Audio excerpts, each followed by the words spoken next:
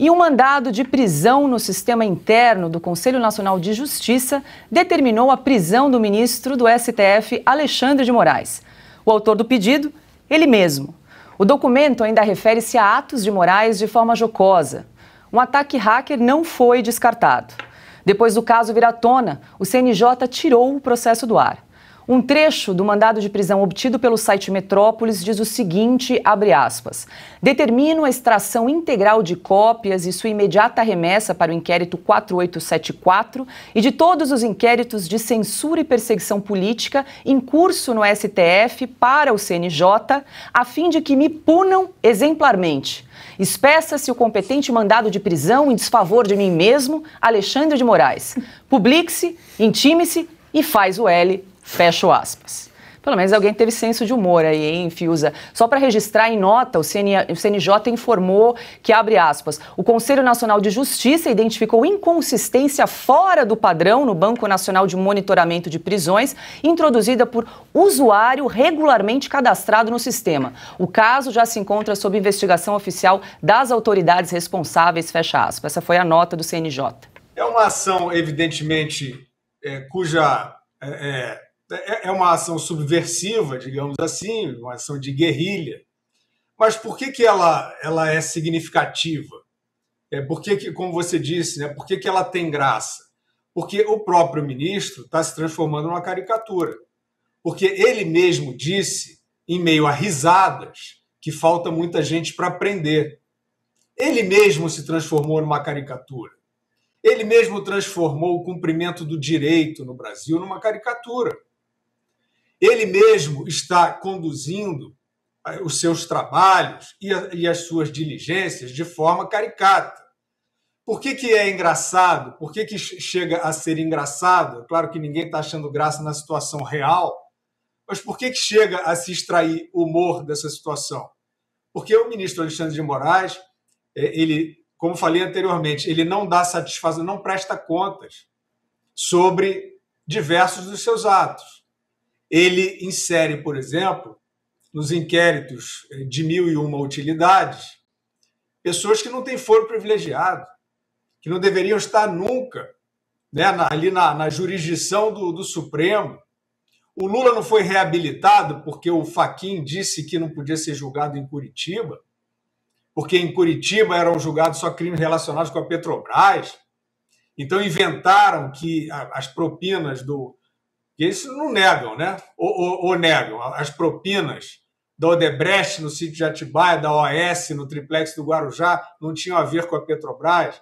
Pois é, essa manobra toda que reabilitou o Lula, que foi quem emergiu vitorioso dessa eleição, se deu por uma questão de jurisdição, segundo eles, do foro inadequado. Como é que esse ministro leva para um inquérito ao qual ele não dá acesso, como diz esse ataque de humor aí, né?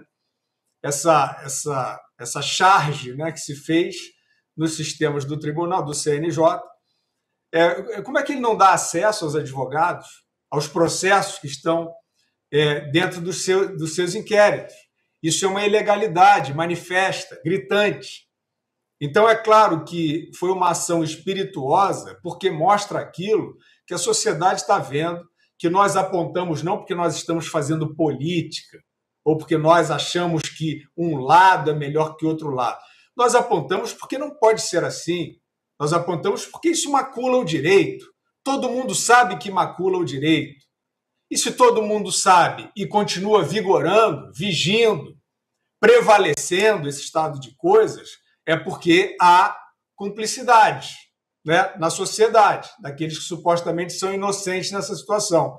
Então é isso, a gente espera que essa piada deixe de ter graça, porque a partir da correção desses atos, né, que isso passe a deixar de ser feito no Brasil, como disse o humorista aí, que invadiu, o hacker humorista, sei lá quem foi, que cessem as perseguições, que cessem os atos arbitrários de censura.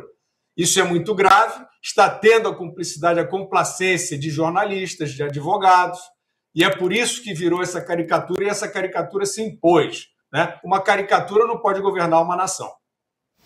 Ana, aqui no chat, um usuário das Dores disse o seguinte: deve ter sido o Alexandre de Moraes de antes, aquele que o Dr. Ives Gandra elogia, que mandou prender o atual. Exatamente, foi o Alexandre de Moraes que eu trouxe ontem, da ADI 4451. Você que está aí no computador, chega ali na ferramenta de busca de sua preferência e coloque ADI 4451.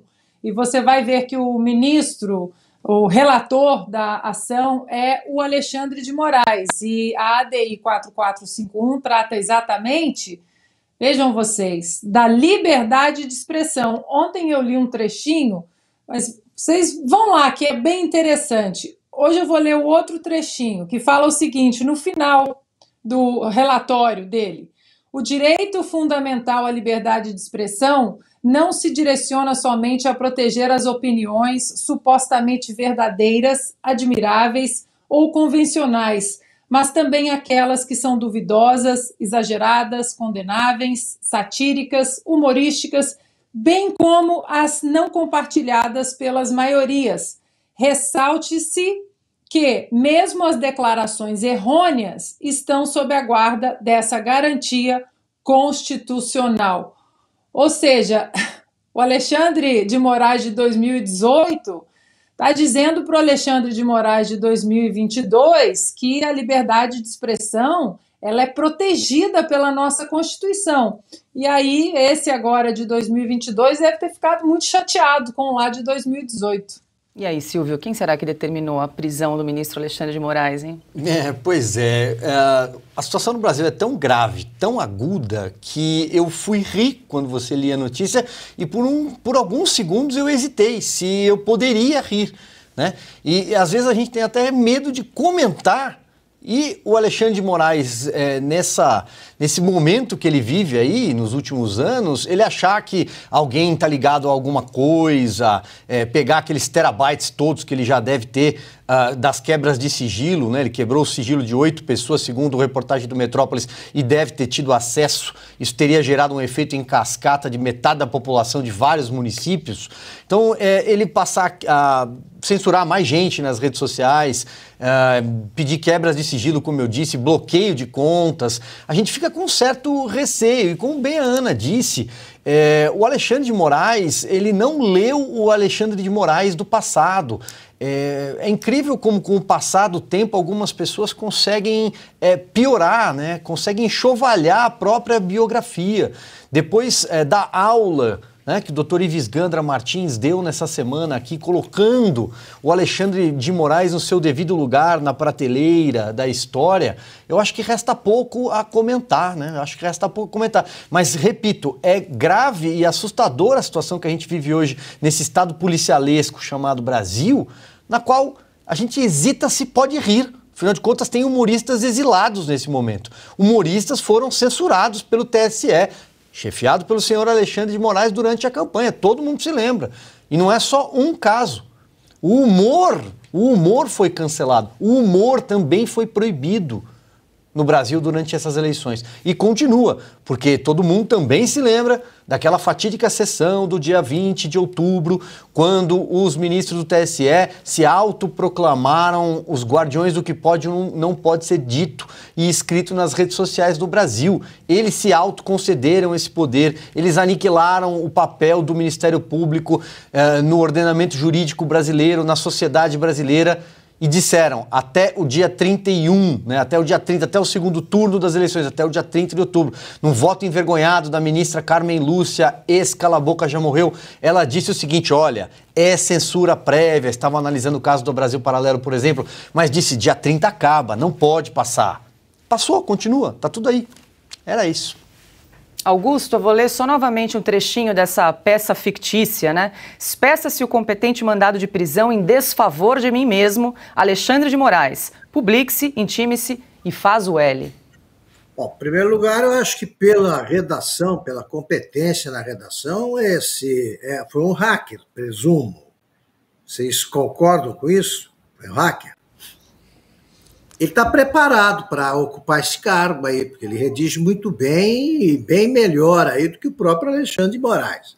Foi por isso que eu comecei a achar que a autoria era de outro, né? Porque Está bem escrito, muito bem escrito. Segundo, eu estou espantado. Se um tribunal, é o tribunal que ele preside, o TSE, é capaz de montar um sistema eleitoral absolutamente à prova de qualquer invasão, ninguém entra, é inexpugnável. Como é que o sistema desse tribunal é invadido assim? Então, como é que faz? Vai reconhecer que é possível invadir o sistema do TSE? E por que não é possível invadir um sistema que é administrado, invadir, né? Conjugue o verbo como quiserem. Como é que é possível você violar um sistema administrado por um tribunal que fica exposto a esses vexames? Agora, não acho, não, Silvio, que o brasileiro vai se proibir, né, de manifestações bem-humoradas aí durante o carnaval. Eu aposto aí. Vocês sabem qual vai ser uma das fantasias, se não for a mais usada, vai ser uma das. Vocês sabem quem vai ser caricaturado no carnaval. E aí, quando você começa a virar meme em carnaval, a coisa tá feia para você. Mas vai ter recorde de buscas e apreensões e prisões na quarta-feira de cinzas. Então, ele sai na quarta-feira, né? Vai ter aquele bloco do que é que eu vou dizer lá em casa, que faz falta ultimamente. Agora eles têm que soltar na terça. Agora... Enfim, tá mal aí a coisa. Complicado.